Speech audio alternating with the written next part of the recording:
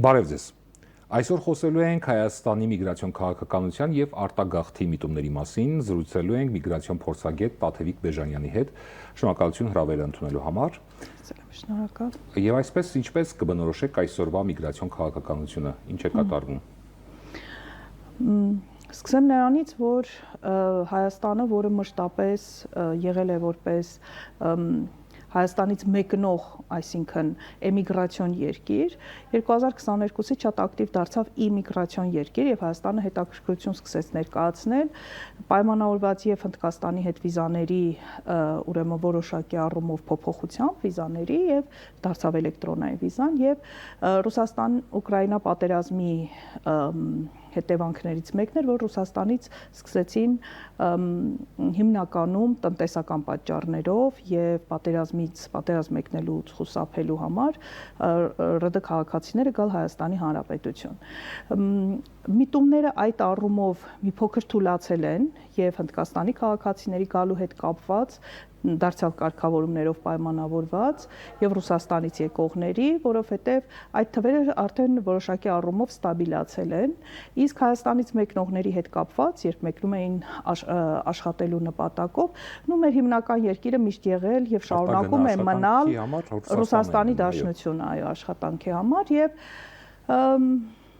տենդենսները նույնն են, շարունակվում է դեպի Ռուսաստան հոսքը լինել բավականին մեծ, բայց այն համեմատությունը, որ մենք ունենք 2022-ի 23-ի հետ համեմատած, բավականին նվազել է եւ հիմնական պատճառը Ռուսաստանի Դաշնության միգրացիոն օրենսդրության խստացումներն են, իսկ 2025 թվականին այնքան արագ են այդ փոփոխությունները միգրացիոն օրենսդրության տեղի ունենում, որ անգամ ՌԴ միգրացիոն ծառայության աշխատակիցները չեն հասցնում այդ փոփոխությունների ետևից եւ շատ հաճախ օրենքի ուժի մեջ է մտնում մարդը ինչ-ինչ պատճառներով հայտնվում է վերահսկվող անձանց ռեեստրում կամ մուտքի արգելքի տակ եւ նույնիսկ տարածքային բաժինների աշխատողները չեն կարողանում բացատրել ինչումն է խնդիրը, այսինքն այնքան արագ են այդ փոփոխությունները տեղի ունենում եւ մեր էմիգրացիոն հոսքերի նվազման հիմնական պատճառը հենց ՌԴ օրենսդրության խստացումներն էին, ինչի արդյունքում շուրջ 25-30%-ով հոսքերը նվազել են։ Այդ մասին դեռ կխոսենք, իսկ գտնում են սեզոնային արտագնա աշխատանքի թե ընդմիշտ մնալու ապրելու նպատակով։ Երկուսն էլ կա, բայց հիմնական մասը 80+%-ը աշխատանքային միգրացիայի մեկնում են սեզոնային, այսինքն գարնանը գնում են, աշնանը ձմռանը վերադառնում են, մոտավորապես 2-ից 3 ամիս, մինչև 4 ամիս լինում են Հայաստանի Հանրապետությունում, մնացած ժամանակ գնում են աշխատելու նպատակով, այսպես է։ Եվ ընտանիքներով մեկնումների թիվն էլ նվազեց, դարձյալ պայմանավորված ՌԴ օրենսդրության խստացումներով։ Տեսեք, այդ մասով վերջերս Ռոսօբերնադզորը հայտարարել է, որ միգրանտների երեխաների միայն 19%-ին է հաջողվել ընդունվել ռուսաստանյան դպրոցներ լեզվի քննությունն ու փաստաթղթերը հաղթահարելուց հետո։ Սա այս քաղաքականությունը միգրացիոն հայկական ընտանիքների վրա ինչպես կարող է անդրադառնալ։ Կարող է այս կարգը հանգեցնել այդ ընտանիքների ընդմիշտ վերադարձի դեպի Հայաստան։ Ինքը անուղղակի է անդրադառնում, որովհետև այն միգրանտները, որոնք ի վիճակի են բավականին լավ գումար վաստակել, իրենց երեխաներին ուղարկում են մասնավոր դպրոցներ։ Սա վերաբերում է պետական դպրոցներին, որոնք անվճար են եւ անշուշտ մեր հայրենակիցները եւս խնդիրներ ունեցել են դպրոցներ ընդունվելիս, մինչեւ ապրիլի 1-ը, երբ օրենքը 25 թվականի ապրիլի 1-ին այս օրենքը ուժի մեջ մտավ, մինչեւ այդ պահը եթե երեխային դպրոց չէին ընդունում, հիմնական պատճառաբանում էին, որ դպրոցում տեղ չկա։ Դա միակ պատճառաբանությունն էր։ Մյուս կողմից էլ հաշվի առնելով, որ համաձայն ԵԱՏՄ պայմանագրի 97-րդ հոդվածի, որը վերաբերվում է ընտանիքի անդամներին, անդամ երկրների քաղաքացի աշխատանքային միգրանտի ընտանիքի անդամները պետք է օգտվեն այն նույն իրավունքներից, ինչ ունեն քաղաքացիները տվյալ երկրում, եւ մենք փորձում ենք այս կողմից տանել, բայց այս օրենքը ընդունելուց հետո հայտարարեցին, որ դա վերաբերվելու անխտիր բոլորին եւ որևէ բացառություն չի լինելու, բոլորը պետք է հանձնեն այդ քննությունը։ Հայաստանի Հանրապետության քաղաքացիների ընկերներից էլ ես ահազանգեր ստացել եմ, որ երեխան չի կարողացել կամ հուզված է եղել, չգիտեմ ինչ, որովհետև 90% է դրված հաղթահարելի շեմը։ Այսինքն առաջին դասարան գնացող երեխան բանավոր քննության 10 հարցից 9-ին պետք է ճիշտ պատասխանի, 8-ին ճիշտ պատասխանելու դեպքում նա դպրոց չի կարող հաճախել։ Այսինքն շատ հստակ են դրել, բայց կրթական համակարգի մասնագետները, դպրոցների ուսուցիչները, տնօրենները շատ հաճախ խոսում են, որ սա չաշխատող մեխանիզմ է, ինչու, որովհետև երեխան նույնիսկ որևէ բառ կամ տառ չիմանալով, երբ մտնում է դպրոց, մի քանի ամիս անց շփվելով ընդհանրապես հասակակիցների հետ, նա շատ արագ յուրացնում է լեզուն, եւ իրենք բոլորը միշտ նշում էին, որ ինտեգրման ճանապարհի լավագույն ուղին երեխաների միջոցով ինտեգրում իրականացնելն է։ Այսինքն երեխան դպրոցում շփվում է, ինքը ինտեգրվում է, իր հետ միասին այդ ամբողջը տանում է նաև տուն եւ երեխայի հետ դասապրոցեսի ընթացքում շատ հաճախ ծնողները եւս իրենք ստիպված էին լինում յուրացնել այդ կրթական ծրագիրը, բայց հիմա այս խնդիրը երբ որ դրված է եւ երեխան չի մտնում դպրոց, չի կարող ուղղակի կրթությունը շարունակել, այստեղ արդեն խնդիր է առաջանում։ Եվ այս հարցը քննարկվում է, ես չգիտեմ կշարունակվի այսպես անտեսվել կրթական ոլորտի մասնագետների կարծիքը թե ոչ, բայց ամեն դեպքում այս խնդիրը կա եւ այս խնդրի շուրջ խնդրին բախվում են նաեւ մեր հայրենակիցները։ Իսկ Հայաստանի պետական քաղաքականությունը այս առումով ինչպես գնահատեք։ Մենք բոլոր, այսինքն կրթական համակարգում մեզ մոտ այդպիսի խնդիր չկա։ Եթե Ռուսաստանի Դաշնությունից երեխան գալիս է հայերեն որևէ բառ չիմանալով, նախ նա ունի հնարավորություն նաև ռուսական դպրոցներ գնալու, երկրորդը եթե այն համայնքը, որտեղ ինքը գնացել է, չկա, ապա երեխային ընդունում են եւ իր հետ աշխատում են, որպեսզի երեխան կարողանա հայերենով կրթությունը ստանալ։ Այսինքն մենք այդպիսի խնդիր չունենք, մենք երեխաների արժեվ խոչընդոտ չենք դնում լեզվի իմացությունը, որ իրենք չկարողանան գնալ։ Եվ դա կապ չունի Ռուսաստանից եկած կլինեն, Պարսկաստանից եկած կլինեն, որևէ տեղից եկած կլինեն, երեխաները մեզ մոտ կրթությունից դուրս չեն մնում, եթե պատշաճ կարգով իրենք դիմեցին դպրոցին եւ ներկայացրեցին համապատասխան փաստաթղթեր, երեխաները դպրոց գնան, մենք այդպիսի խնդիր չունենք։ Իսկ ներազդման առումով ինչ որ լծակներ կարող է ունենալ պետությունը Հայաստանը։ Ես չեմ կարող ասել, դա բացառապես ԵԱՏՄ հանձնաժողովի շրջանակում պետք է լինի, քննարկվում է թե ոչ, ես անկեղծորեն տեղյակ չեմ դրանից։ Այ խոսեցինք ԵԱՏՄ շրջանակը, խոսենք նաև նիստից, որ վերջերս է տեղի ունեցել բեռնատարների վարորդերի մասով։ Հիմա ինչ վիճակ է այդ ոլորտում, մեր վարորդները հանգիստ կարողանում են մեկնել Ռուսաստան, իրենց գործերը կարգավորել եւ հետ վերադառնալ, թե էլի բազմաթիվ քաշքշուկներ կան եւ խնդիրը դեռ մնում է օդում կախված։ Ուրեմն մեր վարորդների վրա տարածվեց Ռուսաստանի Դաշնությունում գտնվելու բնակվելու մասին օրենքի փոփոխությունը, համաձայն որի օտարերկրացին, եթե չի մեկնում աշխատելու կամ ուսման նպատակով, ապա ՌԴ տարածքում կարող է գտնվել գումարային 90 օր։ Այսինքն այս կետը սկսեցին կիրառել եւ առնվազն սեպտեմբերից մինչեւ նոյեմբեր մենք բավականին մեծ թվով 314 դիմում ստացանք, ես ստացա վարորդներից, որոնք կամ հայտնվել են վերահսկվող անձանց ռեեստրում, սառեցվել են իրենց բանկային հաշիվները, կամ պարզապես ոստիկանությունն նրանց տարել էր ոստիկանական բաժանմունք, անձնագրով ստուգել էին, որ օրերի քանակը գերազանցել էր եւ վարչական իրավախախտումների մասին օրենսգրքի հիմքով 5 տարով մուտքի արգելք էին դրել։ Այդ բազան այնքանը որքան որ ինձ հասավ, ես հավաքեցի եւ մեր ներքին գործերի նախարարության եւ արտաքին գործերի նախարարության համագործակցությամբ ուղարկեցին ԵԱՏՄ հանձնաժողովին իրենց ակտիվ մասնակցությամբ 248, եթե չեմ սխալվում, վարորդի ռեեստրից հանեցին։ Այսինքն իրենք այլևս վերահսկվող անձանց ռեեստրում չեն գտնվում, իրենց բանկային հաշիվները ապասառեցվել են, բայց շուրջ 64 քաղաքացի բեռնափոխադրող վարորդ ունի մուտքի արգելք, որը ոստիկանությունն է դրել այդ մուտքի արգելքը։ Սա արդեն խնդիր է, որի մասին ես անդադ բարձրաձայնում եմ, որ այս խնդիրը հրատապ պետք է լուծում ստանա եւ նրանց համար պետք է, այսինքն այս որոշումները պետք է չեղարկվեն։ Մյուս կողմից նրանց ում հանել ենք վերահսկվող անձանց ռեեստրից, նույնիսկ վերահսկվող անձանց ռեեստրում գտնվելու ընթացքում իրենք կարողանում էին սահմանահատել։ Սա այն աբսուրդն էր, երբ որ սահմանապահը խոչընդոտ չէր առաջացնում, բայց ոստիկանը տանում էր օրեր հաշվում եւ մուտքի արգելք էր դնում։ Ռուսաստանի Դաշնության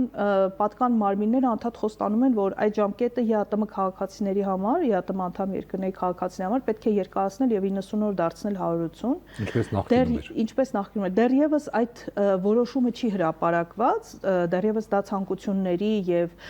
բարի կամքի դրսևորման մակարդակում է խոսվում այդ մասին,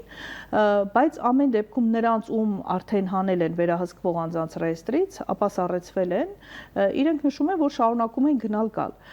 Դեպքեր կան, երբ որևէ խնդիր չկա, ոստիկանություն նրանց որևէ բան չի ասում, բայց ցավոք նաև դեպքեր ունենք, երբ որ այնուամենայնիվ ոստիկանություն դեռևս տանում է եւ քանի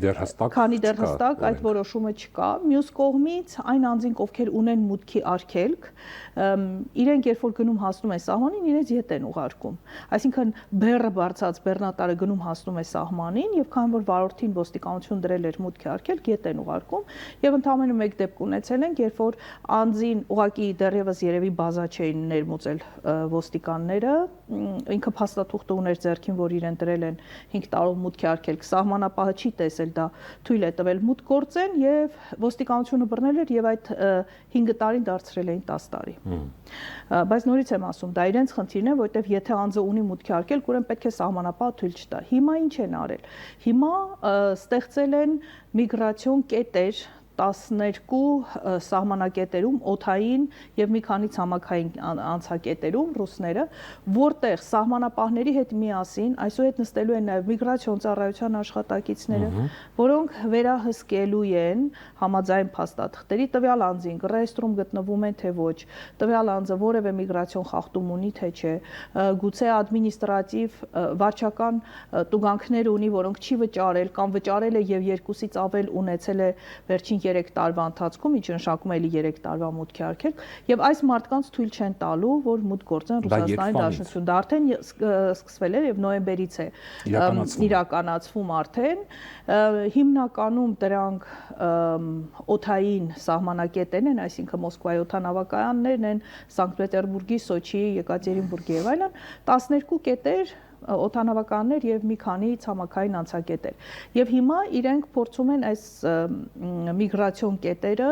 ընդլայնել եւ ամբողջ ՌԴ տարածքով, այդ թվում ծովային սահմաններին, այսինքն ջրային, ցամաքային եւ օդային բոլոր սահմաններին փորձում են այս կետերը դնել, որ ներքին գործերի նախարարության ներկայացուցիչը սահմանապահների հետ միասին հսկեն, որ բազաներից որևէ մեկը դուրս չմնա, եթե անգամ վարչական խախտում ունի, անձը չկարողանա մուտք գործել ՌԴ տարածք։ Արցախցիների մասով ինչ կասեք, ինչ վիճակ է, շարունակում են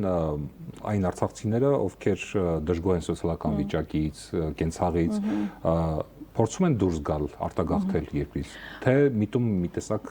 նվազեց արդեն, փոխվել է վիճակը։ Ես անկեղծորեն չեմ կարող ասել պատճառը հատկապես որն է, միգուցե այն, որ բարեկամները հիմնական ՌԴ-ում են ապրում, որտեղ ինձ թվում է ՌԴ օրենսդրության վերաբերյալ խորհրդատվություն ստանալու շատ չեն, բայց ամեն դեպքում ես մեկ խնդրի մասին ուզում եմ խոսել, որ արցախցիները կարող են ունենալ Ռուսաստանի Դաշնությունում, բոլոր նրանք, ովքեր տեղահանությունից հետո կամ մինչև այդ եկել էին եւ մեկնել էին իրենց 070 կոդով անձնագրով Ռուսաստանի Դաշնություն եւ իրենք կառավարության որոշման համաձայն կարող են համարվել ժամանակավոր պաշտպանություն ստացած փախստականներ։ Ես ուղղակի խնդրում եմ, որ անպայման գնան ամենամոտակա